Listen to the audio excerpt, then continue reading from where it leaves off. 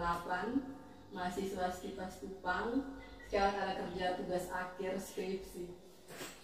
Jadi saya punya penulisan skripsi saya tentang ini strategi bisa dan perkenalkan diri dulu. Aku langsung puncak. Oke.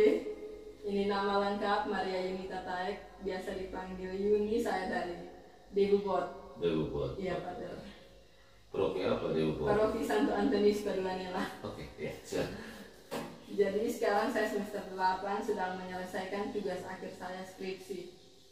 Jadi judul skripsi saya yaitu tentang strategi pastor paroki bagi pasutri yang sudah tinggal bersama namun belum menerima sakramen perkawinan Katolik. Karena yang saya lihat di Debubot, umumnya kapela Taeksuruh, banyak yang sudah tinggal bersama atau kumpul kebo tapi belum menerima sakramen perkawinan Katolik. Maka dari itu, di sini saya mau sedikit wawancara dengan Pater, bagaimana kira-kira strategi apa yang cocok untuk mereka supaya mereka langsung terima sakramen perkawinan Katolik, karena melihat hal seperti itu tidak baik bagi umat Katolik. Oke, langsung saja Pater. Iya. Baik, sebelum saya masuk kepada strategi yang harus ditempuh dalam karya pelayanan pastoral di paroki ini dengan melihat situasi kenyataan sebagaimana yang tadi sudah dikemukakan, yang pertama saya coba memberikan satu cerita. Saya mengawalinya dengan sebuah cerita. Ada beberapa pasangan ya di provinsi ini. Saya bertemu dengan mereka, lalu berkenaan pada saat itu juga sudah dibuat pengumuman. Diumumkan beberapa kali di gereja tentang persiapan perkawinan. KPP, khusus persiapan perkawinan. Dan itu sudah beberapa kali dalam minggu itu diumumkan. Lalu saya bertemu dengan beberapa pasangan di salah satu stasiun. Lalu saya coba bangun komunikasi dengan mereka. Saya bilang, saya tanya, apa kamu sudah dengar pengumuman tentang khusus persiapan perkawinan? Lalu mereka menyampaikan kepada saya, iya sudah Pater. Lalu saya bilang, sudah daftar? Belum. Mereka bilang, belum. Lalu saya bilang, saya lanjutkan pertanyaan, kenapa belum daftar? Pater, kami ada masalah. Ya, kami ada masalah. Masalah apa? Masalah adat. Mereka bilang masalah adat. Jadi adat itu menjadi masalah. Jadi masalahnya adat. Lalu saya coba cari tahu masalah adat yang bagaimana. Lalu mereka menceritakan bahwa Belis. Mereka kadasnya di Belis. Lalu saya tanya, oke, sekarang masalah yang dihadapi adalah adat, yaitu Belis. Kalau memang itu bermasalah, lalu kenapa adat mengizinkan kamu untuk tinggal bersama? Itu pertanyaan saya. Kalau memang itu bermasalah, kenapa adat mengizinkan kamu tinggal bersama? Seharusnya adat harus memisahkan mereka, tetapi sekarang adat sudah mengizinkan mereka untuk tinggal bersama. Ya. Jadi seharusnya kalau itu menjadi masalah, berarti oke, baik, karena adat kita belum beres. Kita belum bereskan adat. Ya, Belis apa semua itu belum kita bereskan.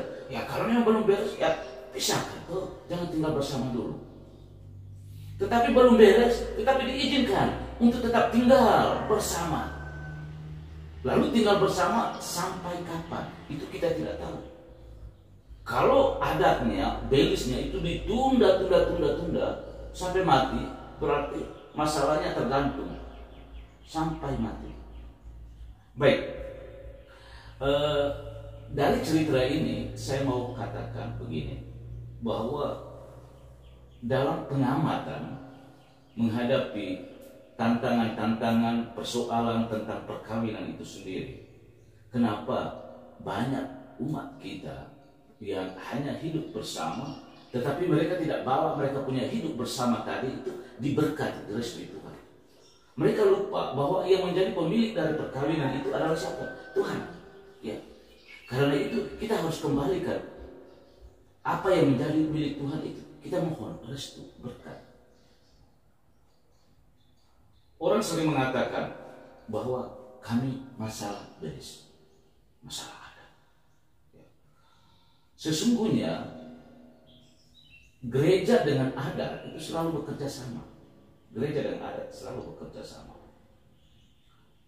Bahwa setidak-tidaknya sudah ada ikatan. Ada ikatan antara laki-laki dan perempuan.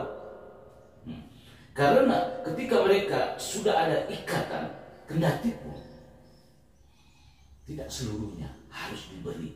Tetapi bahwa mereka sudah diikat. Dan itu secara adat mereka sudah hidup sebagai suami istri. Tetapi terkadang dari pihak adat kita menuntut harus bayar semua dulu. Jadi tidak bisa cicil-cicil. Jadi seperti bisnis lah ini kesannya. Ya, kita sudah masuk dalam bisnis perkawinan. Ya, jadi jual beli manusianya. Ya. Dan itu sudah mengurangi nilai martabat kemanusiaan itu sendiri. Lalu nanti apakah mereka sungguh-sungguh bahagia?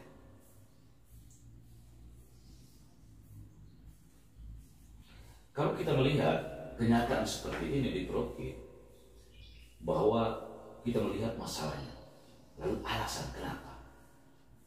Yang tadi salah satunya bahwa ada. Dari sini di Paroki juga ada seksi keluarga, dan baru-baru kita ada buat pertemuan, kita juga melihat kenyataannya yang sekarang kita hadapi. Dan sekarang kita sedang buat pengumuman untuk khusus persiapan perkawinan. Lalu berapa yang sudah daftar? Yang sudah daftar itu ya mungkin 4 atau 5 pasang. Itu di dalam Paroki. Dan itu sudah berapa kali diumumkan? Sudah berapa kali? Dan ini menjadi kendala, satu tantangan yang kita hadapi dalam karya pelayanan di pastoral. Oke, dengan melihat kenyataan ini bahwa kita dalam karya pelayanan pastoral kita tidak mungkin tutup mata. Ya. Kita juga harus membuka mata melihat bahwa memang masalahnya sudah ada. Sekarang kita melihat bahwa masalah-masalahnya itu penyebabnya itu apa? Itu yang perlu kita harus cari. Ya. Jadi kita hanya bisa mengatur strategi pastoral kita untuk mengatasi persoalan atau masalah itu sebelum kita mengklarifikasi apa penyebabnya, sehingga kita bisa tahu sasarannya itu pas. Dan yang pertama itu kita tahu, seperti saya sudah sebutkan tadi, itu ada. Jadi kalau kita sudah tahu ada seperti ini, makanya mungkin baik kalau kita turun langsung bertemu. Jadi kita tidak perlu harus bertemu dengan pasangan. Pasangan itu mereka bebas. Itu soal adat itu bukan urusan mereka. Yang tua-tua adat yang mereka biasa duduk-duduk, orang tua yang duduk omong adat itu yang harus kita ketemu. Dan berhadapan dengan orang tua, kita juga harus memberi pemahaman. Kita harus memberi pemahaman tentang makna, nilai sakramental dari perkawinan itu sendiri. Ya. Jadi keselamatan anak-anak kita itu didahulukan. Tetapi kesannya itu bahwa kita tuh lebih pentingkan apa ya? Ya adat, dan dalam adat itu melibatkan itu apa? Kekayaan, harta, nilai material, uang, barang tadi itu. Dan itu sepertinya itu bahwa semuanya itu lebih penting. Padahal nilai keselamatan itu harus kita tempatkan di atas. Dan di sini kita di Paroki sini memang bahwa ada keluarga-keluarga yang sudah tinggal lama kumpul kebo, dan mereka punya anak. Dan kita izinkan, kita baptiskan anak mereka, kita selamatkan anak mereka dengan catatan kita selamatkan anak, tapi ingat, bapak mama, orang tua, tolong selamatkan juga diri kamu. Jadi kita selamatkan anak, tetapi orang tua juga harus selamatkan Tetapi sesungguhnya tuh, kita orang tua tuh harus selamatkan diri kita lebih dulu sebelum kita selamatkan anak. Kita belum berkat. Tetapi dari pihak gereja kita masih memahami dengan situasi mereka sambil membuat pendekatan. Jadi kita ada jalan pendekatan untuk mereka, berkomunikasi dengan mereka. Dan itu seringkali mereka janji, tapi kadang-kadang tipu. Kita sudah baptis anak, oke, nanti kita buku khusus tahun depan.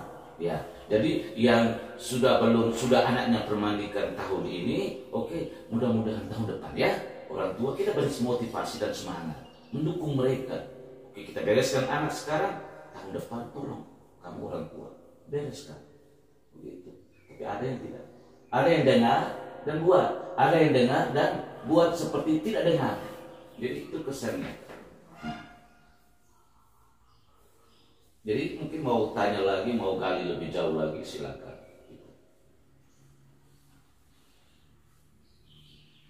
Dari tadi Pater penjelasan tadi itu sudah menjawab semua pertanyaan yang saya buat di sini, Pater. Oh begitu. Ya, Pater. Saya tinggal wawancara dengan beberapa pasangan yang ada di. Ya.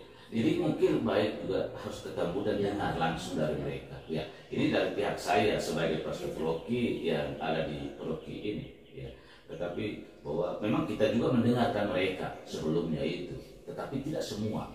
Jadi bisa jadi mereka memiliki masalah yang sama, tetapi penyebab masalah itu sendiri pasti berbeda-beda, punya alasan yang berbeda-beda. Jadi itu juga perlu cari tahu dan kita dengar langsung. Dan kita tidak hanya sebatas mendengarkan dari pasangan, kita juga mendengar dari tua-tua itu. Karena bisa jadi juga, ya mungkin dari pasangan ini dia omong begini, nanti di sana juga omong lagi yang tua-tua ada itu. Karena tidak bertemu gitu ya. Jadi kira-kira gambaran situasi di paroki dalam kaitan dengan masalah perkawinan, kumpul kebo, masalah-masalah yang ada, lalu bagaimana kita sebagai pelayan agen-agen pastoral kita melihat masalah-masalah yang ada, lalu kita coba menggali, mencari tahu masalah-masalah itu, lalu bagaimana kita membuat pendekatan untuk bisa mengatasi masalah-masalah itu. Jadi prinsipnya mau saya tegaskan di sini bahwa gereja tidak pernah menutup mata ya terhadap umat kita yang memiliki masalah perkawinan yang kumpul kebo itu. Tapi bahwa kita tetap selalu memberi motivasi. Hanya sekarang tergantung dari mereka. Mereka dengar atau tidak? Gitu. Kebanyakan umat masa muda, Pak. Ya, maksudnya karena itu banyak pertimbangan. Saya mau berkat tapi saya harus buat pesta. Harus kumpul banyak. Belis belum selesai tapi sudah pikir pesta lebih dulu. Bagaimana? Ya. Jadi di debut juga begitu tuh ya, atau bagaimana? Banyak sekali, Pak. Ya. Banyak umat kita yang masih ya hidup bersama kumpul kebo. Tetapi anak-anak mereka kita selamatkan. Jadi kita prihatin dengan mereka, tetapi sesungguhnya mereka sama sekali tidak prihatin dengan diri mereka. Itu situasi. Ya. Ya, begitu. Itu yang bisa saya sharingkan kepada kamu untuk persiapan penulisan skripsi kamu. Ya, Pak. Terima kasih. Sama-sama. Jadi sudah selesai kan? Belum, Pak. Nanti masih wawancara dengan yang pasangan-pasangan yang. Jadi di mana saja nanti rencana di Debobot semuanya di Debobot. Ya, di Debobot yang di Bitonis, Pak. Oke ya di Solo. Iya, Pak. Ya baik ya. Mudah-mudahan dengan penelitian ini juga kita bisa menemukan satu solusi yang harus kita jalankan dalam karya pastoral berhadapan dengan itu masalah perkawinan ini.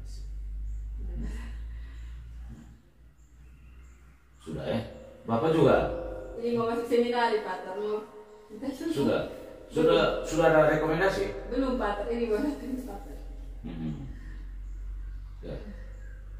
Jadi sudah selesai ya di bisnisnya. Iya deh. Tapi nanti kalau saya wawancara dengan umat di sana bagaimana saya nanti hubungi lagi. Oke ya silakan ya. Itu terbuka untuk. Ya. Oke baik terima kasih. Terima kasih Selamat pagi Pak. dan semoga sukses selalu dalam penulisan skripsi. Terima kasih Pater. Tahun depan atau bagaimana? Bulan Agustus Pater Bulan doakan. Agustus. Ya, oke. Mudah-mudahan. Iya. Ya. Baik, terima kasih Ya, banyak sama-sama Pater. ya. Kita tidak minum. Saya tidak apa Pater. Ya. Dan foto ini. Nanti dokumentasi dengan pastor paroki. Oh, oke. Ya, silakan. Mau di luar? Di luar saja Pater. Oke. Jadi,